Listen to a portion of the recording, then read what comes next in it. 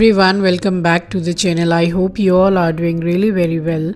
और आज दिन है मंगलवार और ये व्लॉग है कल का, यानी कि सोमवार का। तो यहाँ सुबह आज इतनी सुबह भी नहीं उठी हूँ, आज थोड़ा लेट ही उठी हूँ क्योंकि कल से इतनी ज़्यादा तबीयत ख़राब लग रही थी। वो जो इतनी देर बैठी थी धूप में, तो मुझे सर्दी भी हो गई है उसी दिन से। तो मुझे लग रहा है कि सुबह जो गाड़ी में इतनी तेज़ हवा लग रही थी सर पर, तो उससे मुझे सर्दी भी हो गई है। उसके बाद तो मैंने चारों कांच बंद करवा दिए थे। और तो बस अभी मैं उठी हूँ और उठ के नहाई हूँ। और ये जो कल रात को कपड़े मैंने और आंचल ने तय बना के रख दिए थे, तो आंचल ने तो रात को ही अपने कपड़े सारे अलमारी में लगा दिए थे और मैं ये बाकी सबके लगा रही हूँ अभी। और बस आज भी थोड़ी तबीयत इतनी ज़्यादा ठीक नहीं लग रही है, बट हाँ कल से काफ़ी बेटर लग रहा है मुझे। और बट सर थोड़ा भारी भारी लग रहा है अभी। और कमेंट सेक्शन में आया था कि आप कौन सी क्रीम डेली यूज़ में यूज़ करते हैं, तो मैं कोई ऐसा बहुत ज़्यादा कोई बड़ी ब्रांड का कुछ भी नहीं लगाती हूँ। और डेली व्लॉगर हूँ तो आस्ते आस्ते आपको सभी कुछ पता चल जाएगा कि मैं क्या अप्लाई करती हूँ डे में और क्या अप्लाई करती हूँ मैं नाइट में।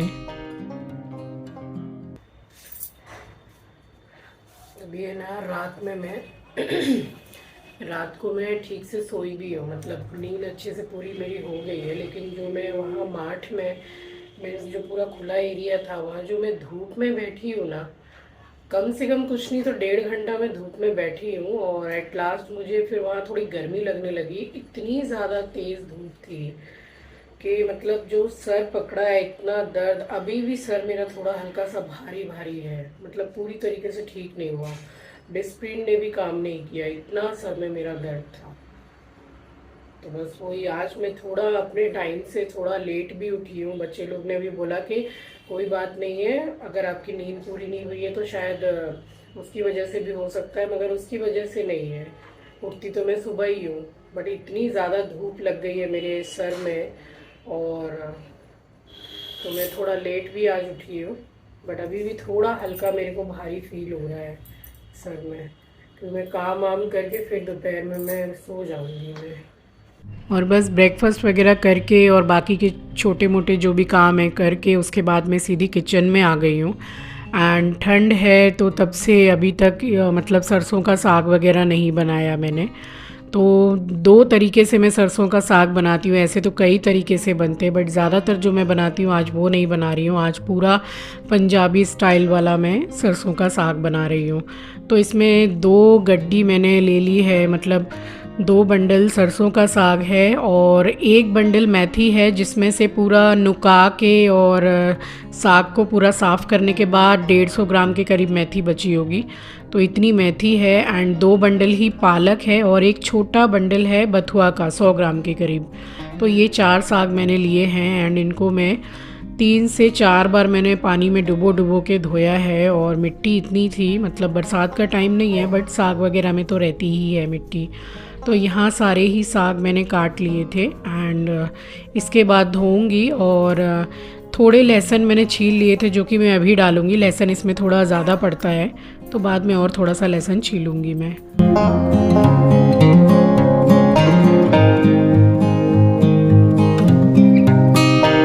और ये चिल्ली कटर में ले लिया है लहसुन, ढेर सारा, कम से कम 1.5 पुथी लहसुन होगा।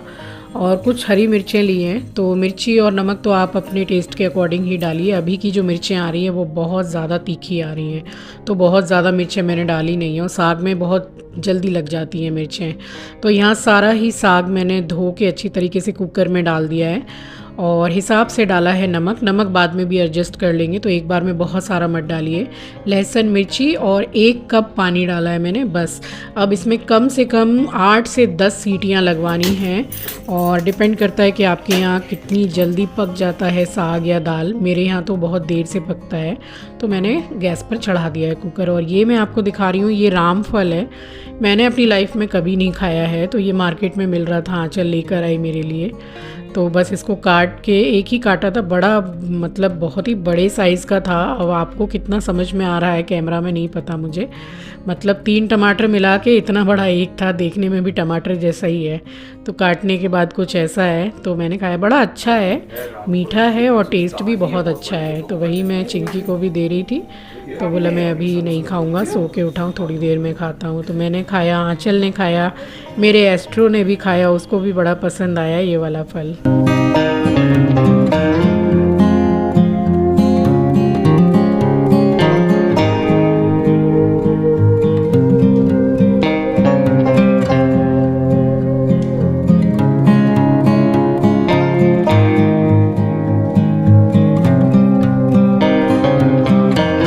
और इसके तो मूड का कुछ ठीक नहीं है। अभी मैंने खिलाया था तो देखिए आराम से खा रहा है, और फिर हार्डली 2 से ढाई मिनट ही हुआ होगा, फिर उसको सूंघ के छोड़ दिया। मतलब कितनी बेकार चीज़ है, इसके मूड का कोई ठीक नहीं है। अपने खाने के साथ भी इसका यही हाल है।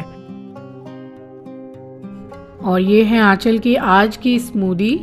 तो ये बनाना, सीड्स एंड ड्राई फ्रूट्स, बहुत कुछ कमेंट सेक्शन में पूछ रहे थे कि आंचल की जो स्मूदी की रेसिपी, तो मैं दे दूँगी आगे ब्लॉग्स में आपको। वो काफ़ी टाइप की बनाती है स्मूदी, तो वो डाइटिशियन ने जो मतलब सजेस्ट किया है, तो बस वही बनाती है वो। तो मैं ज़रूर उसको शेयर कर दूँगी आपके साथ।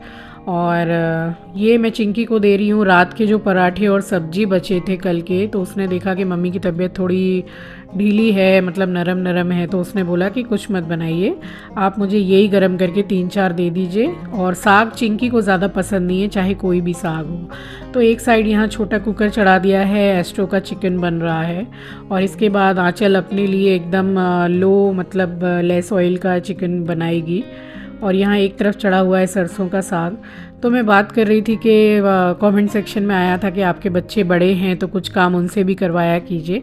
मेरे बच्चे बोलने से हमेशा काम करते हैं, और अभी तो सबके ही घर में ऐसा है कि बच्चे ज़्यादा कोई काम करते नहीं है, पढ़ाई लिखाई में उनको इतना टाइम मिलता ही नहीं है। तो चलिए ये बात फिर मैं बाद में करती हूँ। अभी यहाँ पर कम से कम 10 से 12 सीटियाँ मैंने लगा ली थी, और इसको मैंने कुकर को खोला है, तो कंसिस्टेंसी बिल्कुल सही है। मतलब इस तरीके से आप रई मार लीजिए इसमें अच्छी तरीके से। और इसको कोलकाता में मतलब बंगाली में बोलते हैं दाल घोटनी। तो ये इस तरीके से ब्लेंड कर लीजिए अच्छी तरीके से। और मैंने यहाँ पर पलट लिया है दूसरे मतलब बर्तन में। और अभी इसमें मक्के के आटा डालने वाला जो प्रोसेस होता है तो वही करूँगी। साइड में कटोरी में रखा हुआ है, आप देख लीजिए।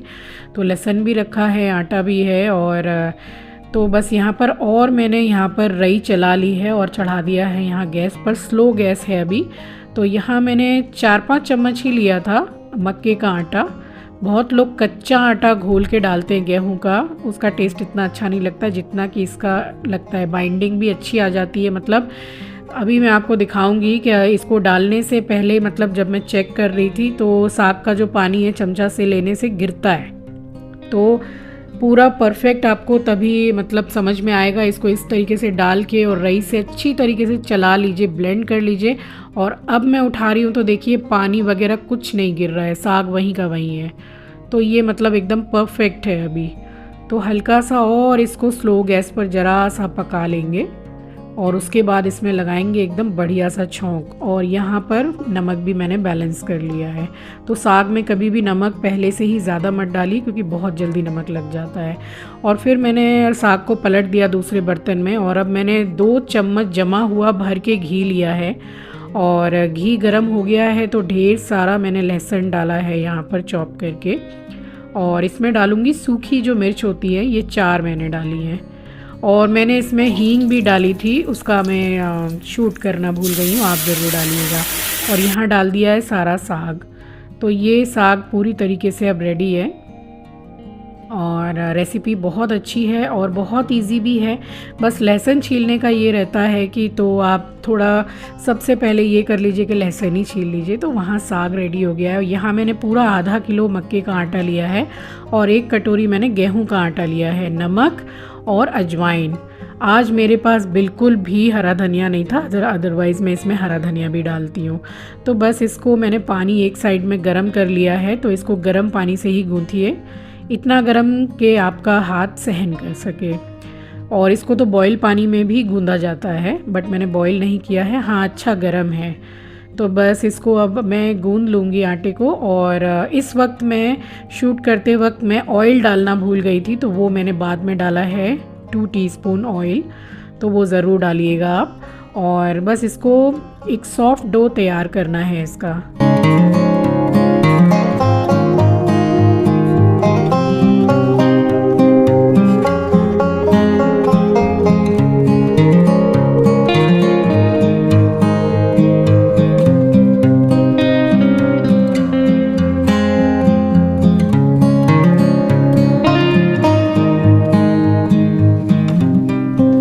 यहाँ आटा गूंद के मैंने 15 मिनट के लिए रेस्ट करने के लिए छोड़ दिया था। और बाकी फिर जितना भी थोड़ा फैला हुआ तो हो ही जाता है खाना बनाने के टाइम पर, तो पूरा थोड़ा क्लीन भी कर लिया। एंड साइड में आप देख रहे हैं वो अदरक गोभी वगैरह, तो वही सब्जी की ठेल वाले भैया जो आ गए थे तो उन्हीं से ले लिया। अदरक मेरे घर में थोड़ा ज़्यादा लगता भी है, चाय में मैं थोड़ा भी डालती भी हूँ ज़्यादा।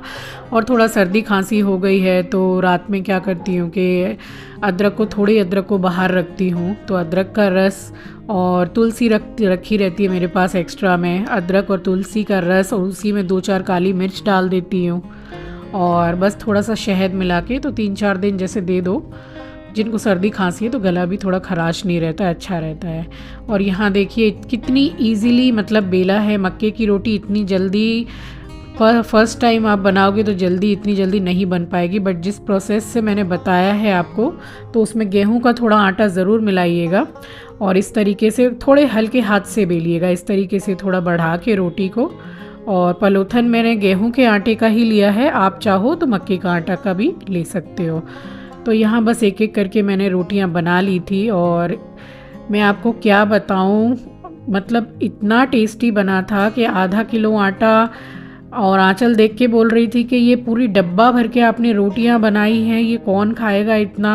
तो मतलब दोपहर ही ख़त्म हो गई सारी रोटियां।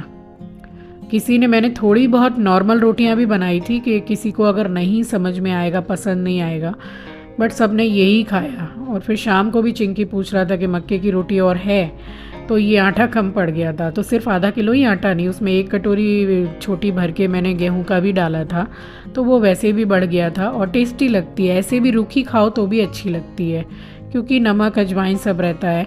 और मक्के की रोटी और ये सरसों का साग इस तरीके का मैंने फ़र्स्ट टाइम खाया था 2015 में। पूरी फैमिली हम लोग गए थे वैष्णो देवी एंड ज्वाला जी सब दर्शन करने, तो मतलब मैक्लॉयडगंज इन सब साइड में हम लोग गए थे, तो वहाँ ढाबे में हम लोगों ने खाई थी। तो मतलब मेरा मन खुश हो गया था सरसों का साग और मक्के की रोटी खा के। और वो हम दिसंबर के टाइम पे गए थे जब चिंकी का बर्थडे था, तो 29 दिसंबर को ही चिंकी का बर्थडे आता है और उसी दिन हम लोगों ने रात में माता वैष्णो रानी के हमने दर्शन किए थे। तो वो ट्रिप तो याद रहेगा क्योंकि फैमिली जब संग में इतने सब लोग जाते हैं ना तो बड़ा मज़ा आता है, बहुत अच्छा लगता है, जितना कि अकेले अकेले अच्छा नहीं लगता है। तो बस चलिए, बातें तो मैं करने आऊँ तो बातें ख़त्म नहीं होती हैं। और यहाँ एक एक करके सारी ही रोटियाँ मैंने बना ली थी और सभी ने सब गरम गरम खाई भी है। सबको खिलाने के बाद में फिर आपको मैंने प्लेटिंग करके दिखाया है और उसके बाद फिर मैं बैठी हूँ खाना खाने के लिए। तो बस मुझे बिल्कुल भी परेशानी नहीं हुई। मक्के की रोटी मैं पहले भी बना चुकी हूँ, बट जो बिगनर्स हैं उनके लिए ये बहुत इजी और एकदम परफेक्ट मतलब रेसिपी है। बिल्कुल भी परेशानी नहीं होगी कि लोग सोचते हैं ना बाजरे की कैसे बनाएंगे रोटी और मक्के की कैसे, कुछ भी प्रॉब्लम नहीं होता है। इनफैक्ट मुझे बाजरे की रोटी बनाना कभी भी नहीं आता था, बट अब मैं इतनी अच्छी बना लेती हूँ, किसी व्लॉग में आपको बाजरे की रोटी भी शेयर करूँगी। तो मैंने बनाने के बाद कैसे इसको पूरा कंप्लीटली आपके साथ मैंने प्लेटिंग करके शेयर किया है, दिखाती हूँ।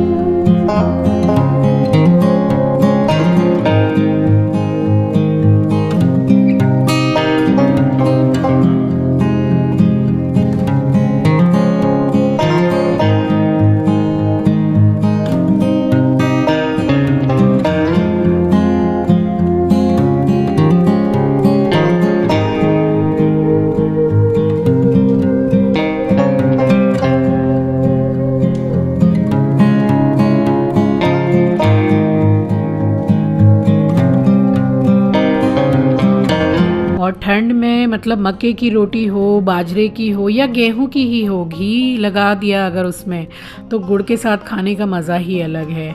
तो ये है मेरी आज की विंटर स्पेशल थाली, मक्के की रोटी, गुड़, पंजाबी स्टाइल सरसों का साग विथ बटर, और ठंड है तो मूली, मिर्ची और प्याज। उम्मीद करती हूँ रेसिपी और वीडियो आपको दोनों ही पसंद आई होगी। तो इस रेसिपी को ट्राई ज़रूर कीजिएगा। और सबको खिलाने के बाद में बस वो थाली मैं ही लेकर बैठ गई हूँ। और मुझे क्योंकि थोड़ी सी ठंड लगी हुई है, थोड़ी सर्दी है, तो मूली वगैरह मैंने हटा दी है क्योंकि उससे और ज़्यादा ठंड बैठ जाती है। तो बस यहाँ पे खाना खाने के बाद में, और मुझे थोड़ा मतलब थकावट भी लग रहा था क्योंकि सर भारी भारी है, तो वो मैंने सुबह ही सोच लिया था कि सारा काम हो जाएगा तो उसके बाद में मैं थोड़ा लेट जाऊंगी, 1 घंटा कम से कम मैं सो जाऊंगी, रेस्ट करूंगी मैं, क्योंकि सर भारी रहता है तो फिर कुछ भी अच्छा नहीं लगता है। और चिंकी लेके गया है एस्ट्रो को डॉक्टर के पास में, तो उसकी ग्रूमिंग है, नेल्स वगैरह कटवाना है, तो और लेके भी गए और अब आ भी गए हैं, मगर उसने नेल्स कटवाए नहीं हैं। वहाँ के जो वर्कर हैं वो बोल रहे हैं कि हमने रॉटवाइलर तक का नेल्स काट लिया मगर इसका हम नहीं काट पाएंगे क्योंकि ये काटने ही नहीं दे रहा है एकदम, मतलब। तो बस उसको वापस लेके आ गए, अब फिर से 1-2 दिन में लेके जाएंगे। तो चलिए मैं तो करने लगी हूँ अब आराम, और वैसे भी काफ़ी टाइम हो गया है, तो आ गई हूँ इसी के साथ इस वीडियो के एंड पर। उम्मीद करती हूँ वीडियो आपको पसंद आई होगी। पसंद आई होगी तो एक लाइक, कमेंट एंड शेयर ज़रूर कीजिएगा। मिलती हूँ आपसे अगले वीडियो में। अपना ख्याल रखिए, अपनों का ख्याल रखिए। Thanks for watching.